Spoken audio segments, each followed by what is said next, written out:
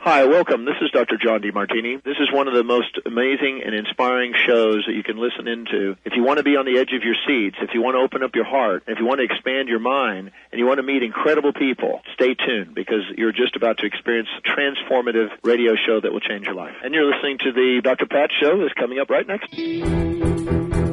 Welcome to the Dr. Pat Show. Talk radio to thrive by. Powerful, inspiring, and coming to you live, bringing you stories of people like you and me, busting through and living life full out.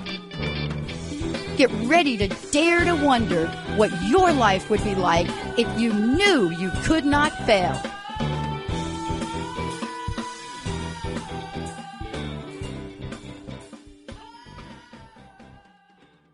Everybody, welcome to the Dr. Pat Show. It's talk radio to thrive by, and a very interesting day today. I am so excited to be talking with Dr. Connie Zweig, and we're talking about the inner work of age, shifting from role to soul. Another fabulous book, another big conversation for the time we're living in. And thank you to our friends at Galaxy Media and Management for, again, bringing somebody forward that has written a book that's more about what you do in life, changing in life. And by the way, crisis in life. Benny, how you doing? Jamie, how you doing? It's great to have you both here on this beautiful day. Fabulous month September is. Did you know that this is National Self-Help Month? I do now. Yes.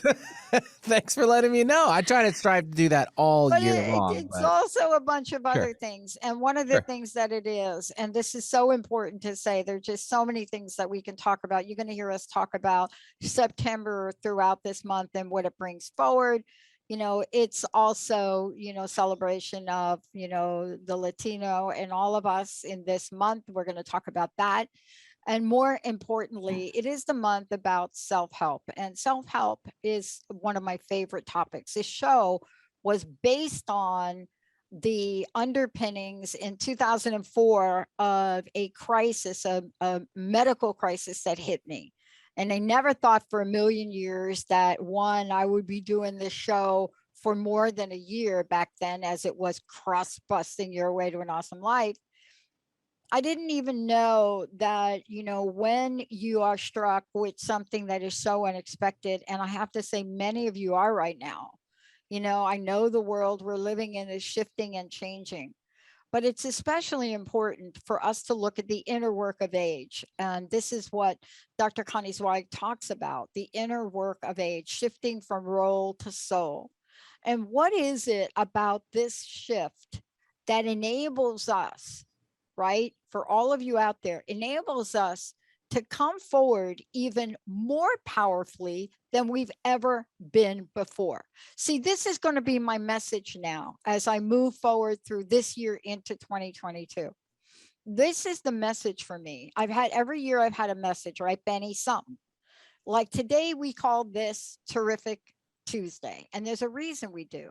But what if you are this person and you are Dr. Connie Zweig, a retired psychotherapist, former executive editor at Jeremy P. Tarcher Publishing, columnist Esquire Magazine, contributor LA Times.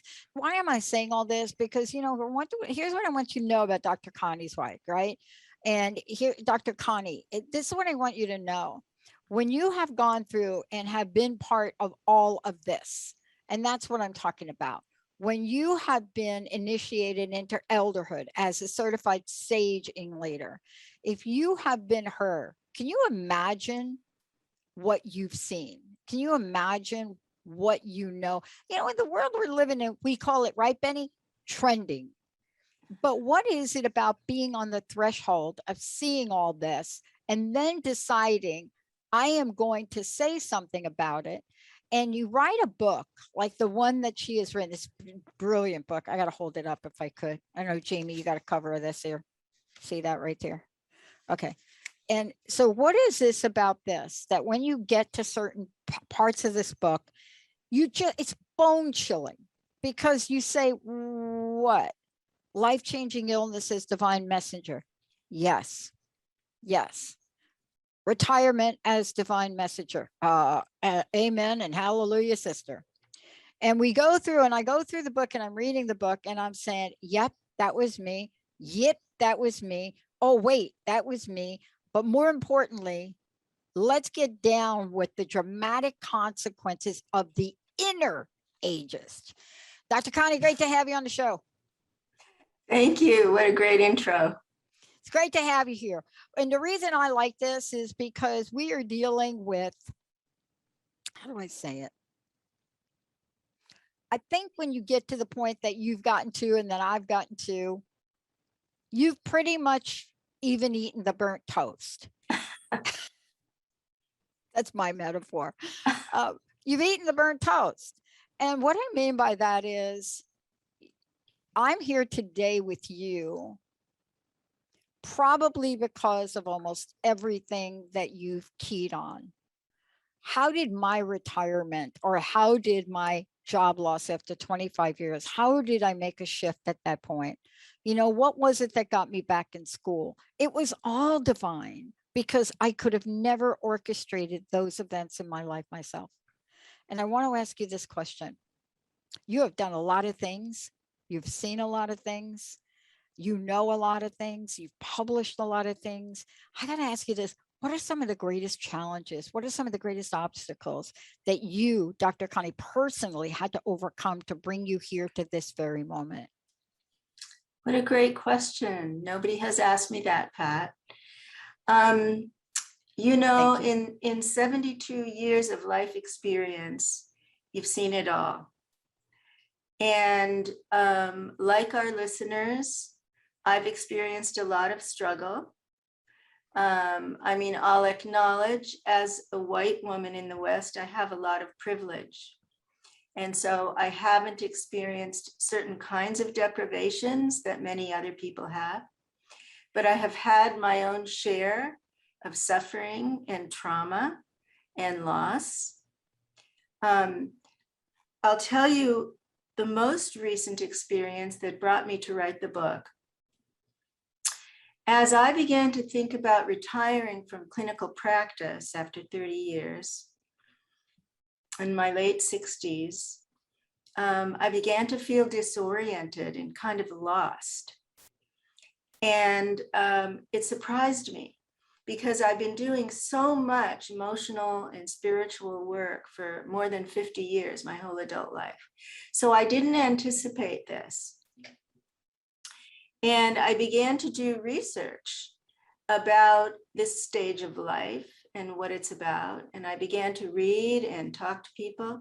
And what I discovered was that there was very little literature from the point of view of the unconscious mind, the point of view of the shadow, which is my expertise. My earlier books, Meeting the Shadow and Romancing the Shadow, were about how we work with our unconscious fears and beliefs and fantasies.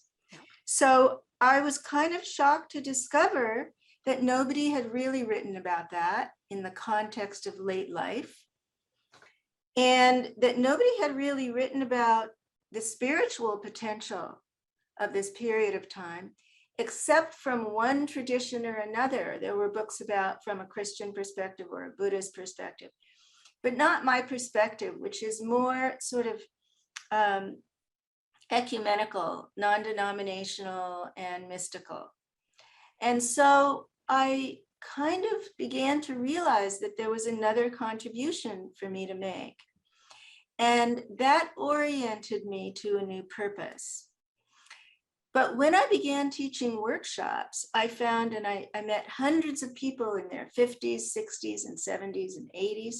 I found they were all feeling this disorientation, that there was no guidance for them as I felt for myself.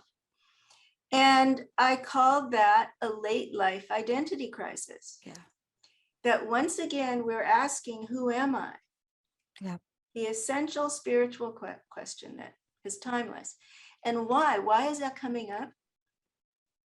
Because our roles are falling away. So everything that you named about me and my story is a role. It's not my essential identity. It's not really who I am. Yes, I was a publishing editor. Yes, I was a journalist. Yes, I was a psychotherapist. That's not who I am. And besides, those are all gone now. Those are fleeting. So who am I really? Mm. And so the shift from role to soul, which, by the way, is a phrase that I borrowed from Ram Dass, the spiritual teacher. No kidding. I didn't coin the phrase. I want to give him credit. Yeah. And so that shift, I had read those words decades ago, and they stayed with me because they identified something so profound. Yep. So here I was losing all my roles, and who am I came up again. And I deepened my spiritual practices, and I recalled role to soul. And I recognized that that was a teaching that many people could intuitively understand. The need to shift our identity from our doing to our being, from our achievements to our essential spiritual nature. So that's what the book is about. Yeah. I wanted to ask you that question because when we come back from break, we're going to dig into something that I got to tell you, I'm fired up about. We're coming to the end of 2021, and people say it's September, Pat. It's not the end. Well, no, it's not. It is, but it's a pivotal moment in the year when we go through the fall equinox. People always ask me, what's my favorite equinox? It depends on what day you ask me. I'm a December baby, so anything around December, I get fired up. But fall for me is this time that I reflect on my life and the major transitions, Dr. Connie, you just talked about. These are the times of major transitions. Whether you're taking your child back to school today for the first time in 20 months, you drop that kid off today and you watch that child, that teenager, walk into the schools, and you thought to yourself, is she going to be okay? Is he going to be okay? But yet in your life, you look at your life straight in the eye or you don't. And today's show and the book that you've written is literally a dissertation on how to look life straight in the eye and know you're not done. You're not done. And in some cases, if you're Dr. Connie or you're me, you're fired up because you're just beginning a new chapter. There's a new chapter. And today's message is our theme as we move into next year for everybody. What will your new chapter look like? When we come back, Dr. Connie Zweig is going to take us through this. The book is fantastic, by the way. It's another one of these books that come across my desk for some, just some beautiful way. I think Gail, who's been my friend in this arena since I started the show. When we come in, I want to talk with Dr. Connie about everything, the light and the dark. I want to know, like, divine illness of the mind, depression and dissolution. Why? This is National Suicide Awareness Month. My mom committed suicide. Pretty much my other sisters as well, from drugs and alcohol. When we come back, this does not have to be your story. And we are dedicating an entire network as we move forward to this message of rising up. When we come back, Dr. Connie has nailed it. Stay tuned. We're going to take a short break, everybody. We'll be right back.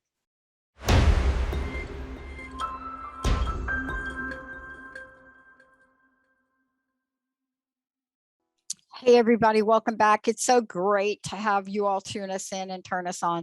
Dr. Connie Zweig is my very special guest today. First and foremost, a messenger. And the messenger comes through loud and clear in this book, The Inner Work of Age, Shifting from Role to Soul. See that? And I think Jamie's got images she's putting up on Facebook. The reason I love this, and for those of you out there that want to find out more about Dr. Connie, you can go to conniezweig.com, Zweig, and it's conniezweig.com, and Facebook is Dr. Connie Zweig, and YouTube is Connie Zweig. And, if you go to Twitter, it's Inner Work of Age. But more importantly, please get a copy of the book, the Inner Work of Age, Shifting from Role to Soul. And you can find it, I think, on Amazon, Barnes and Noble, IndieBound, a bunch of other places, Books A Million. But the point is this. This is a message for all of us. We've just gone through 20 months of unprecedented questioning. And once upon a time, when we talked about age, it had a number. Now that has shifted. It's less about a number and more about an awakening. Dr. Connie, great to have you here. Thank you so much for joining me here today. Thank you, Pat. Thanks for the opportunity. I gotta start out from the beginning, but I really want you to roll with this. I have found that the inner ageist, and I'd love for you to tell people what you mean by that, but the inner ageist could cause either the greatest awakening in our life or the greatest closing down in our life. Do you know what I mean? I do. All right. And, that had to pop up for you as a way to say, I've got to tell the world about something. Tell us about this paradoxical thing we called inner ages. Okay. So, we live in a really ageist society in which the institutions are biased against older adults. And we can see it in the healthcare system during the pandemic, and what has happened with nursing homes, and even this week during the hurricane. And you hear comments about the value of people's lives in these crisis situations because they're in their 80s or 90s. And we live in an ageist culture in many ways that doesn't have elder voices engaged and valued and represented. We all become seniors when we turn 65, but we have no idea what it means to become an elder. There's no rite of passage, there's no guidance. And so we're swimming in this ageism from the time we're children. And as children, we're absorbing it unknowingly. We're taking it in and we're internalizing it, even in a parent's gesture, like my father's condescending comments, or my mother's comments about her mother, in a glance, in the way that, in a subtle attitude. So we start picking it up when we're little, and we carry it with us through the lifespan. Perhaps we have an experience of ageism in the workplace. And so by that point, we've internalized a figure, an internal figure about old age that is unconscious, that is outside of our awareness. And, my work is in the shadow, the personal unconscious. And it's about how do we make that material conscious? How do we bring it into awareness? And I do that through what I call shadow work, which is a way of forming a character or a figure with a very specific inner dialogue, image, feeling, and physical sensation. So the inner ageist is that shadow figure that's primarily unconscious, that carries all those negative messages and glances and feelings and beliefs from our institutions, from our families, from our education. And we don't even know that it's there. But here's the thing. There's a psychologist at Yale named Becca Levy, who has spent her whole career, many decades of research on internalized ageism and the effects that it has as we age. And what she has found is it has cognitive impact on the brain and memory. It has emotional impact on mental health. You mentioned depression in older people. Well, let's stop there for a moment. if we believe that we are only what we do, we are only the provider or the CEO or the therapist or the doctor or the secretary, and we are no longer doing, then we begin to feel useless and worthless. And we stop accepting ourselves and valuing ourselves. So of course there's mental health consequences in older adults. It's epidemic. Opioid use and alcohol use is epidemic in the older population. Why? Because we've internalized these messages that we're no longer valuable. We're dependent instead of independent, right? Yeah. We're irrelevant instead of contributing. Our appearance has changed. Perhaps we're no longer handsome and beautiful. So all of that messaging from this youth worshiping culture has been internalized and carried with us. And now here we are. And we're living with that. And if it begins to run the show, if it begins to control our feelings about ourselves, our thought process about, what is this time really about? It's about nothing. I have nothing to contribute.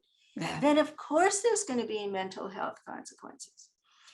Becca Levy even found impact on longevity. People who had positive images of old age internally lived longer. Yeah. Had a stronger will to live, had more impulse to ask doctors for medical interventions. Many, many consequences of the inner ageist, now confirmed by research out of Yale. So, my focus is on psychology and not so much the research and the biology and the neuroscience, but it's more on how do we feel about ourselves and how can we make a difference in that? Mm-hmm. How can we move from self-rejection to self-acceptance? How can we move from devaluing older people to valuing? I like to think of every elder as a library. Like you were saying, yeah, the tremendous amount of life experience that you and I have had. How do we contribute that? And you and I are blessed because you have your show and I have my writing. Yeah. And, I feel incredibly grateful for that. But many people don't have a voice in our generation. And so they may get depressed, they may stagnate, they may get bitter, they may feel regret. So in the book, there are a lot of tools and practices to begin to repair the past. Yep. People want to give and receive forgiveness at midlife and beyond. There are tools to deal with what we're talking about, harvesting the wisdom of our lifetime, such as a life review, which for me was a profound experience. It really surprised me when I did that practice. Yeah. There are tools for the inner work of retirement, how we face that transition from the inside out, not just from the outside in about finances, but really what is the psychology of approaching and choosing retirement. And you mentioned illness. So there are tools for using shadow work and meditation as we become ill or as we become caregivers for someone we love who is ill, and how to deepen that exchange, how to let go of the roles and really move into a more spiritual relationship in those during those challenging moments. And there are a lot of meditation practices in the book because I found that many people in my generation started meditation in their 20s and dropped it in order to build families and careers, and they want to return to it now. Yeah. And before the pandemic, baby boomers were just rushing to the meditation centers to learn new practices. Yeah. So there are lots of practices in the book and discussion about how to find one that will work for you now, how to find the lineage that speaks to you and the practice that fits who you are now. Yeah. And I want to really comment on that. And first of all, let me thank you for really doing what I call a very personal human invitation for people listening, because everything you've mentioned is a turning point, a tipping point. I think as Jean Houston, says, it's a tipping point. It's a moment in time where you get to confront yourself. And even if it's for a nanosecond, as you look yourself in the eye, you get to confront yourself and confront yourself deeply. And the tools that you've talked about, and especially the way that you've guided people through it in the book, it's really brilliant, because what we're saying now is here we are, and we have to do a review of your lived and unlived life. We have to do a review of your lived and unlived life. But at the same time, there is certainly a way, and all of the practices you've put in here, everything that you've put in the book, gives us a guidepost. It gives us a pathway to rise up. And this is the key thing for me. It's an interesting journey when we talk about ageist. When you're young, you're too young, right? Jessica sits in the room next door. She is my predecessor. When I decide to move off to my personal platform and not be the CEO of the Transformation Network, this will be Jessica's role to play. And I've watched over the years this brilliant woman, right? We get on a call, and I've watched what happens to this brilliant young woman who joined us at age, I think, 21.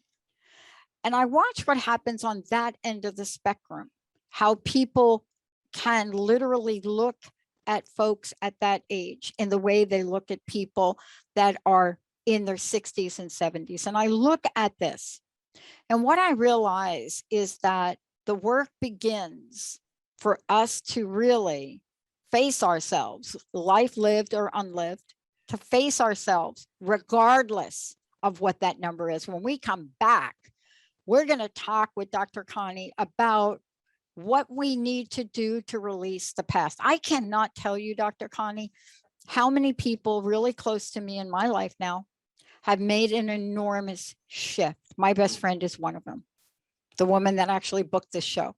And it's happening in such an interesting way. But at the core of all this, for me, when we come back, what does spirituality got to do with it? Was that a Tina Turner song, Benny? I think that was a Tina Turner song. What's love? What does spirituality got to do with it? Let's take a short break. When we come back, maybe and by the way, that's the new Tina song that she's doing, if you've seen the docuseries. Benny, short break. Jamie, short break. We'll be right back.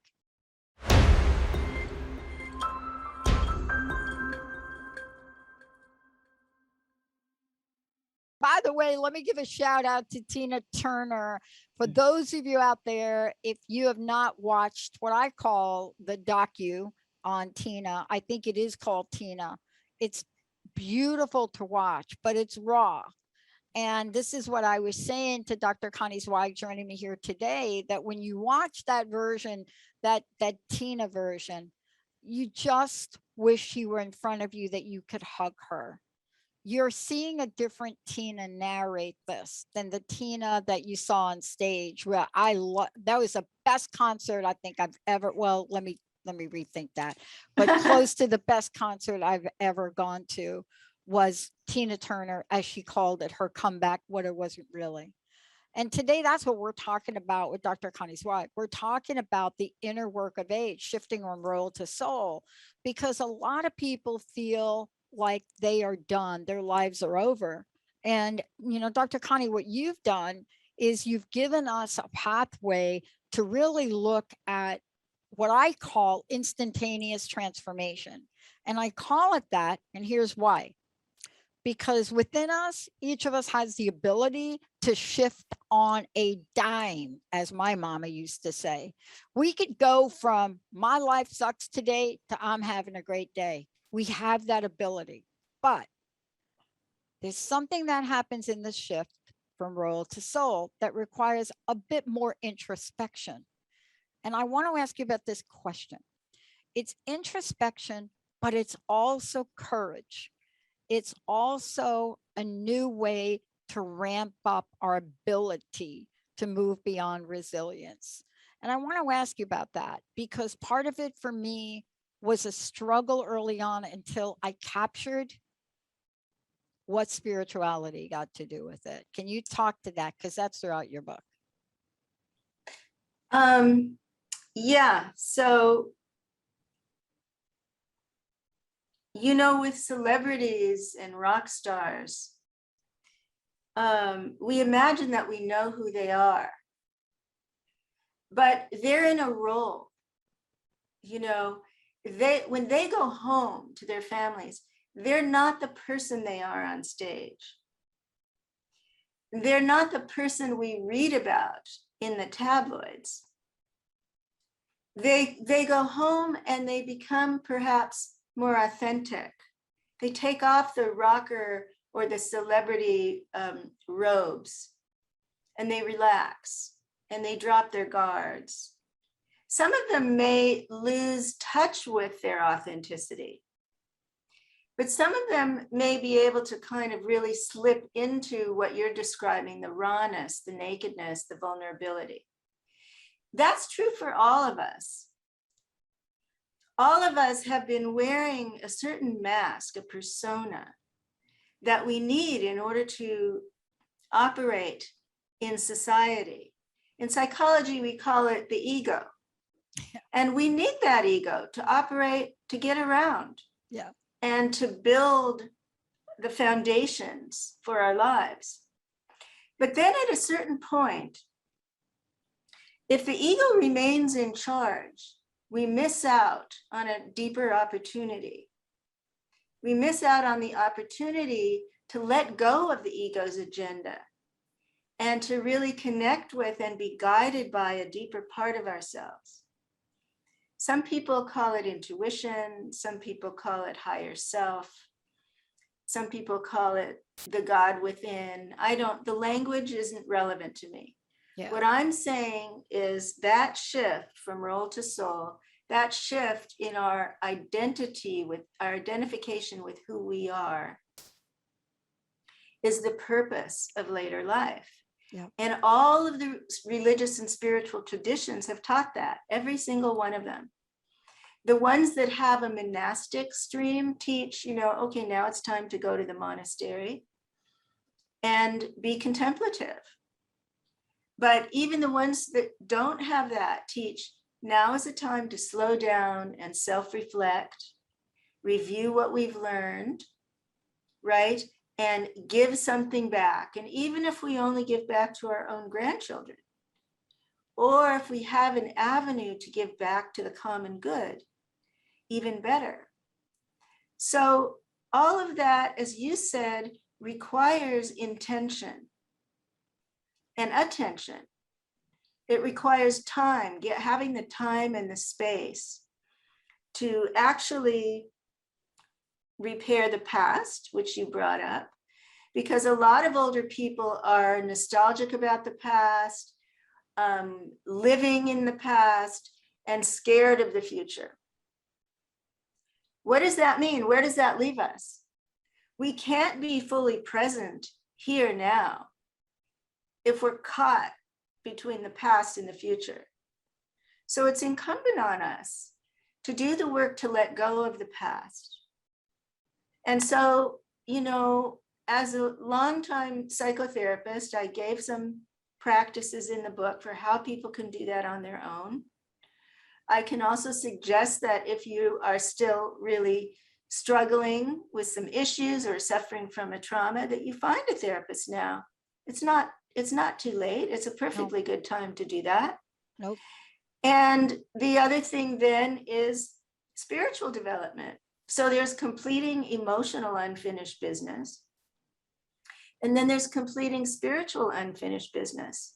And what do I mean by that? Because I had never seen that written out about anywhere else. What does that mean? Well, we're carrying around these beliefs about life, about death, about afterlife, religious or spiritual beliefs that we're not even aware of. Here's an example. One of my clients was doing Buddhist practices for many years, but when we started to kind of dig around in his shadow, what he was really believing, he was scared of going to hell from his Catholic childhood. So what does that mean? It means there are these layers in us of concepts and beliefs that we've internalized, like the way we've internalized concepts of old age, we spoke about in the last segment. Yep. We've internalized concepts about God and the divine and death and reincarnation or heaven and hell or whatever it is.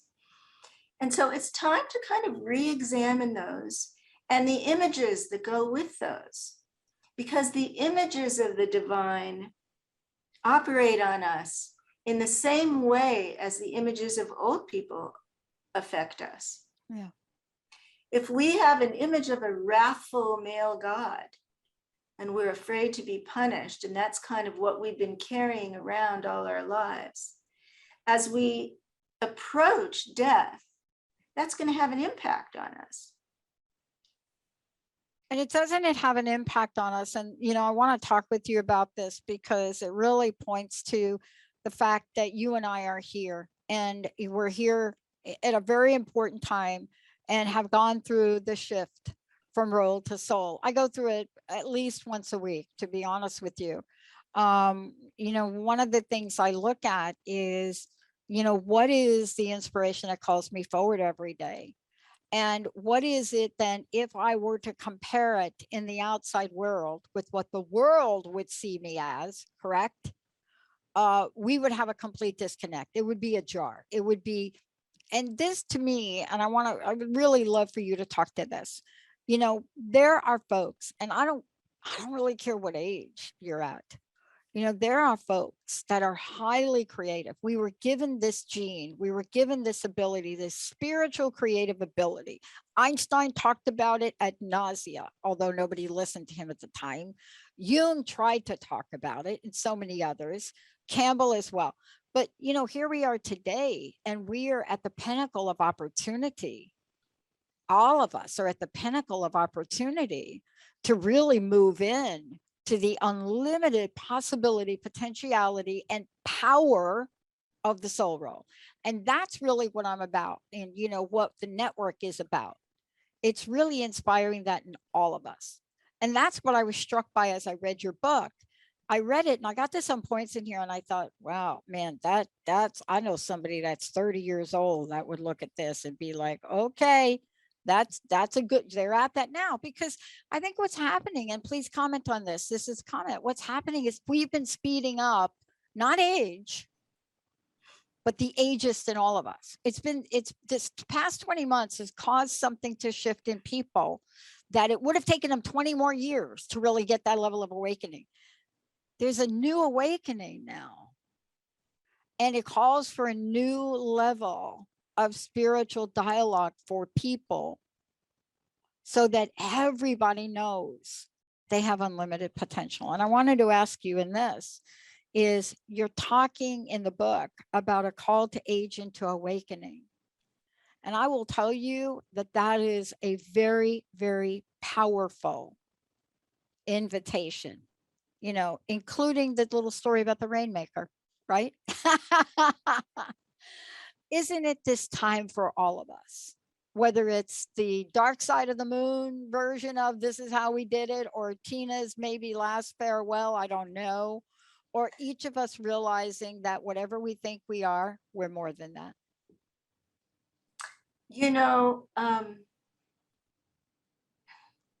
Although I've been doing meditation for 52 years and almost never missed a day, I am acutely aware that now is the time even more to dedicate to my practices. And I know a number of people very intimately who are in high levels of consciousness, high stages of awareness. So I know the possibilities are very real. So for me, what I wanted to share in the book is that this stage of life is not without purpose. You know, what Jung said was, the afternoon of life has a different meaning and purpose from the morning of life. If we continue in the afternoon to live the purpose of the morning, then there's damage to our soul. So this is like a two-liner that sums up my book.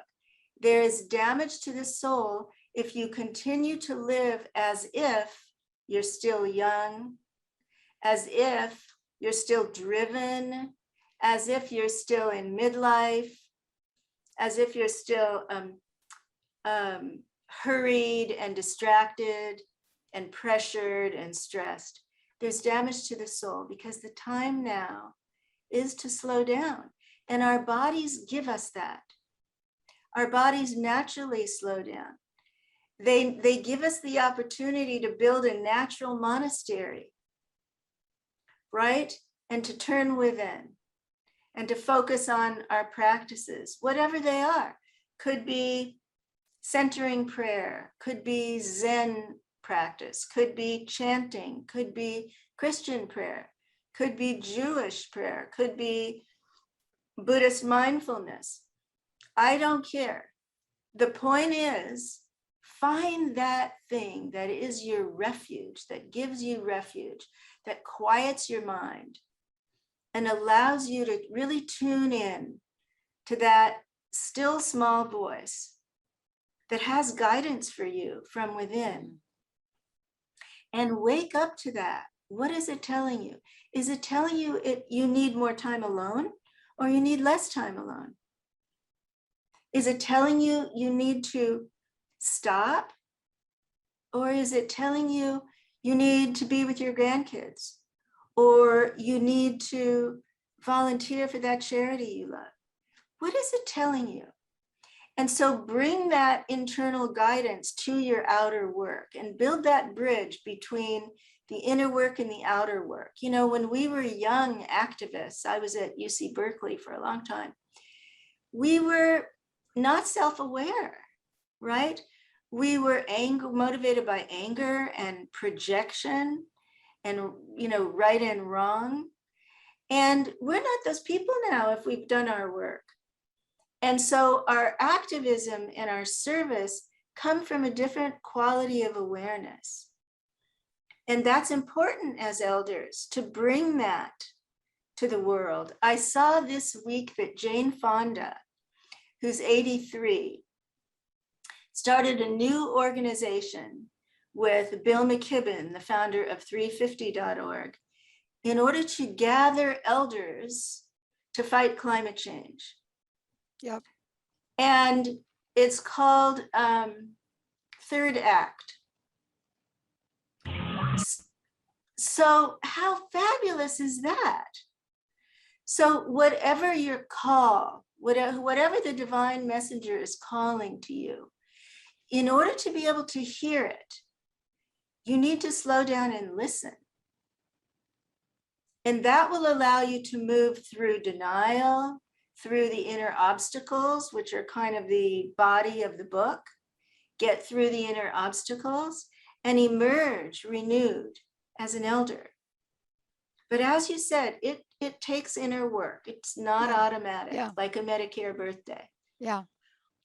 And I got to tell you, I'm so glad you brought up Jane Fonda. I mean, one of the greatest moments in my life was actually meeting her at an event where we were activists for, and it wasn't that long ago, for, the rights of women in so many ways. And, this is a woman, this is what I love about Jane. I mean, we were at different types of protests, but clearly we know what it's like to be arrested for something that we believe in, right?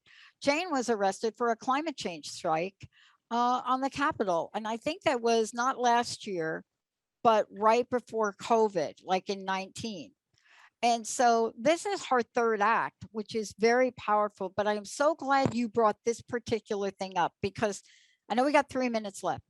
But here is the misunderstanding, the misstatement, and the misrepresentation. Just because you're Jane Fonda and you're 82, 83, right there with Tina, I think, it doesn't mean that you stop living. See, and this is what we're fighting in the world. You know, you may do it in different ways. You may do it and slow down a bit, you know, from when you were. And that's probably a good thing, because if you were me in the 20s and 30s, oh my God, don't even go there with that. I never stopped. It didn't matter. 24/7, softball, beer drinking, showed up for overtime after coming in from a club in New York, sitting at the water fountain. I'm telling you, honestly, this is a time for us to slow down, but not slow up. What do you think? Well, it's okay.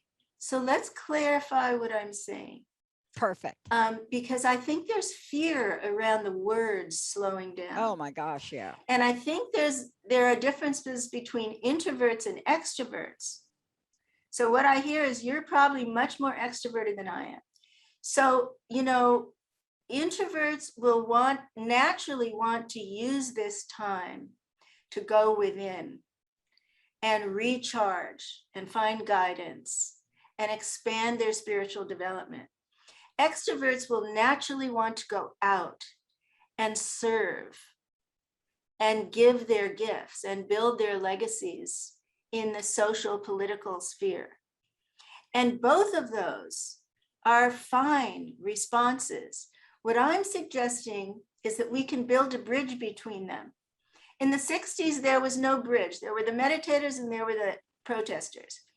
What I'm saying is we can build a bridge between our inner work and our outer work. Yeah. They're both so necessary. Perfect. And one alone is not sufficient. I love it. I want to thank you for today. Please tell folks how they can find out more about you, how they can get a copy of the book. Thank you so much, Dr. Connie, for today. Thank you. The book is available everywhere books are sold. And if you want to, you can email me, conniezweig@gmail.com. I'm giving lots of online workshops. So if you're interested in my teaching, just shoot me an email. Thank you, Dr. Pat. I love it so much. And, you know, last question, personal message. What do you want to leave us with here? The treasures of late life are really, really precious, but we can't find them without a map. And so the book is a map for you to find what you're looking for if you're longing for more knowledge, more contribution, more meaning and purpose in this time of life. It's my offering to you. Powerful, powerful. Dr. Connie Zweig joining me here today. Please, everybody, the inner work of age, shifting from role to soul. Powerful. You see it across the board with people that have found that inner place in themselves, that spark in themselves, that way to shift to that amazing soul place. Thank you, Dr. Connie, for everything. We're going to take a short break, everyone. Much love to you and Gail. We'll be right back.